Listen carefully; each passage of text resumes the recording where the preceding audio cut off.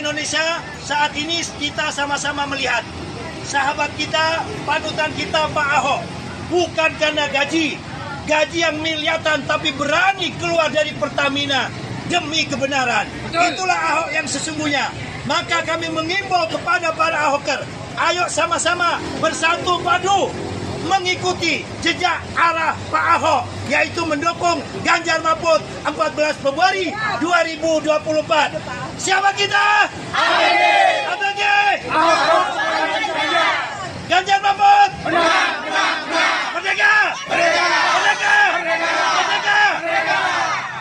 Ya, saya kira ini kesempatan sekali seumur hidup ya, bahwa kalau kita tidak mau memperjuangkan Mas Ganjar, dia yang paling pantas jadi presiden.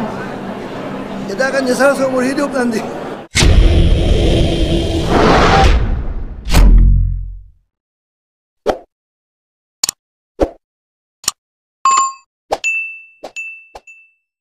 Saya langsung aja, saya mau jelaskan begini.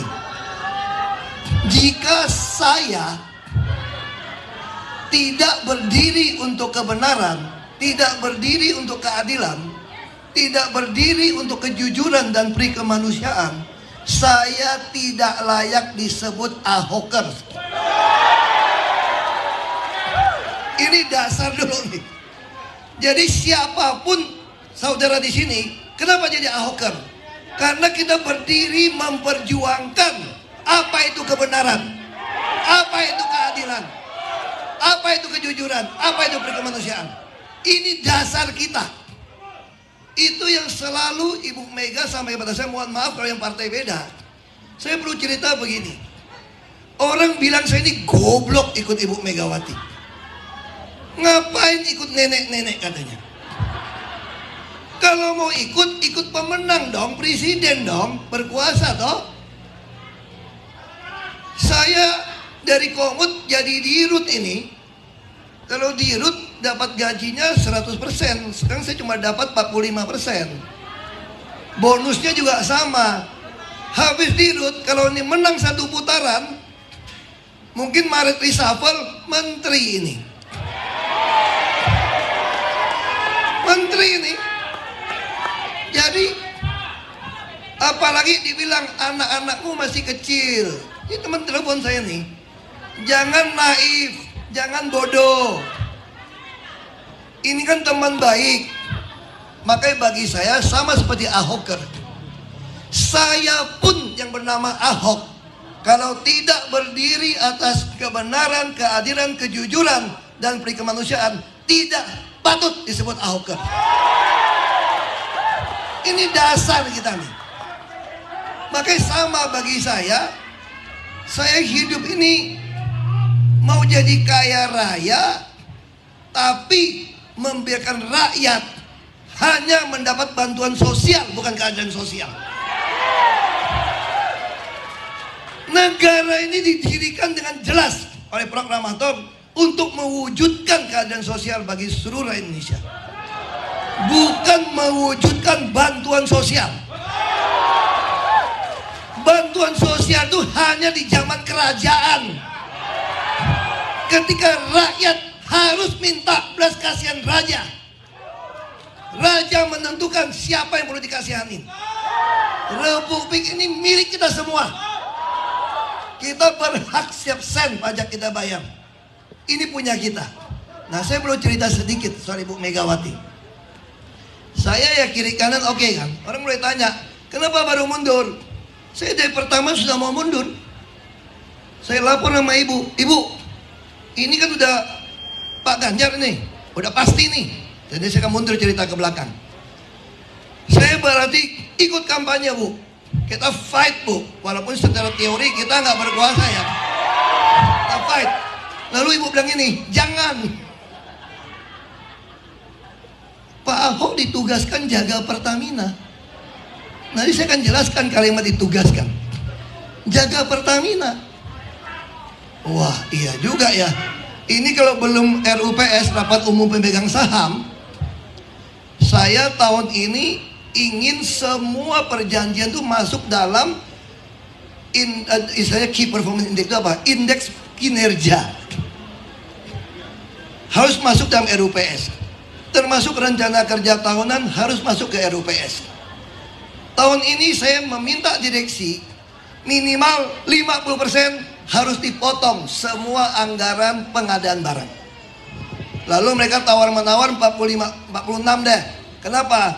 Takut nggak capai 50, potong bonus semua. Termasuk bonus saya dipotong. Ini mesti potong bonus. Lalu karena ibu tugaskan saya menjaga Pertamina 4 tahun saya jaga. Sampai tahun lalu belum diaudit. Saya telah mengoptimasikan biaya, termasuk penghematan, termasuk meningkatkan penghasilan, termasuk menghindari kerugian. Itu sudah 4,5 miliar dolar.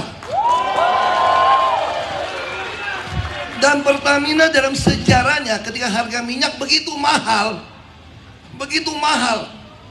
tidak pernah mengalami keuntungan terbesar dalam sejarah Pertamina. Tahun 2022 itu 3,6 atau 3,7 miliar dolar. Dan tahun lalu, ini belum diaudit ya, tapi tahun lalu catatan saya sudah untung 4,3 miliar dolar. Dan kami sebagai komisaris direksi berhak terima komisi 1-1,3% dari uang keuntungan tadi. Nggak ada gaji presiden menteri bisa sebesar ini. Swasta pun nggak bisa. Karena di Republik ini hanya Pertamina perusahaan yang masuk nomor 141 dunia. Yang lain nggak masuk. Lalu kenapa mesti keluar? Saya bisa alasan macam-macam tuh nggak?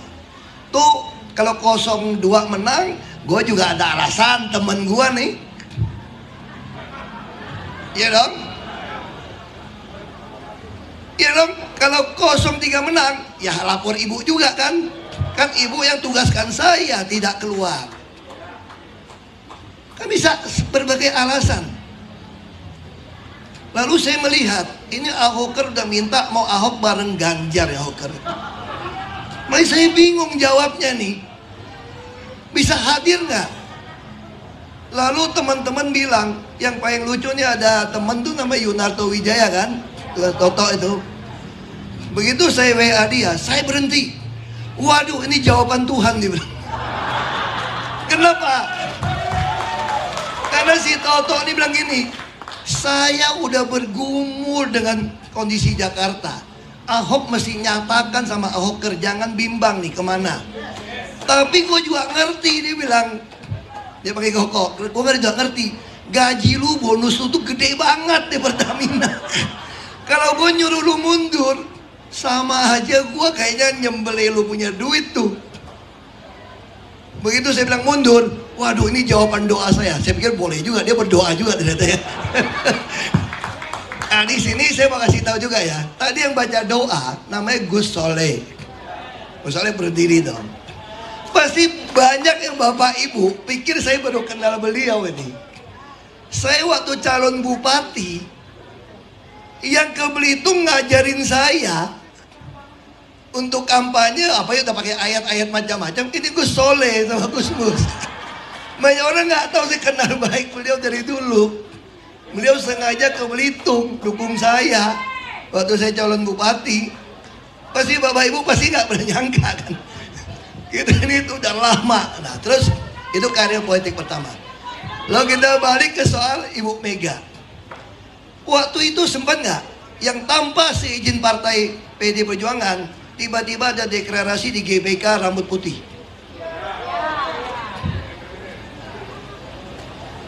Saya kan yang mesti nyampaikan ke ibu, ibu kenapa nahan-nahan? Bagus dong orang keluarkan Ganjar dulu.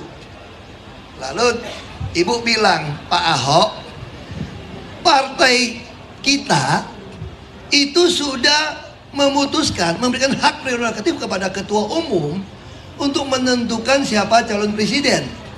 Dan saya sudah jelas menyampaikan di Rakernas, PD Perjuangan akan mencalonkan kader terbaiknya. Jadi buat apa buru-buru diserang? Justru yang cepat mendeklarasi itu sudah pengen supaya jadi berantakan tuh gak? Tapi ketika saya tanya nih, ini perlu bapak ibu ketahui nih, Yang suka nyela-nyela Ibu Mega. Bukan saya bela Ibu Mega karena seumuran mama saya ya, bukan ya. Karena mirip mak saya juga ada tai lalat ya, bukan ya. Ini karena kita sama-sama berdiri dengan ideologi yang sama. Terus saya dengar nih, mulai gosip nih, Ibu Mega mau paksa Mbak Puan yang jadi, nggak mau Mas Ganjar. Wah, pada marah semua nih. Saya juga kan emosi juga orangnya kan. Datang ketemu ibu, aku ngomong kau sama ibu, saya paling cuek lah. Bu, saya tahu nih kenapa Mas Ganjar ditahan-tahan nih bu. Ngapa? Pengen Mbak Puan kan? Aku ngomong gini nih. Tahu gak ibu jawab apa? Salah apa kalau Mbak Puan mau jadi presiden? Salah apa? Waduh, gawat nih. Salah ngomong nih saya pikir. Terus kata Ibu Mega, saya menyiapkan anak saya dari kecil. Dari zamannya ngelawan Orde Baru, Mbak Puan udah diikutkan. Tapi Mas Prananda itu saya yang taruh tidak terlibat eksekutif legislatif. Karena untuk ngelola partai. Ibu dengan baik membagi anak-anaknya. Maka ibu bilang jangan adu domba anak-anak saya lebih tahu. Lalu bilang apa? Kata ibu, saya menyiapkan Mbak Puan sampai menteri, sampai sekarang ketua DPR. Kenapa tidak boleh jadi presiden? Seperti Pak Ahok. Saya kenapa nggak mau dukung si A? Dia bilang gitu kan. Karena dia nggak pengalaman. Ngurus negara ini minimal Anda pernah di DPR RI. Kalau seperti Pak Ahok ini lengkap. Paling lengkap. Sama saya juga menyiapkan Mbak Puan. Aku udah pikir ini gawat ini, salah ngomong. Ini gawat ini. Ternyata ibu bela Mbak Puan habis ini. Ternyata bukan dukung Mas Ganjar. Dan gua dukung Ganjar gimana nih. Ini udah PDIP sini pun udah mulai nyerang-menyerang ini. Ibu bilang tenang. Lalu ibu keluar satu kalimat penting. Pak Ahok, kenapa negara ini waktu kita dirikan memutuskan menyerahkan kekuasaan itu sebetulnya peran besar itu apa? Partai politik.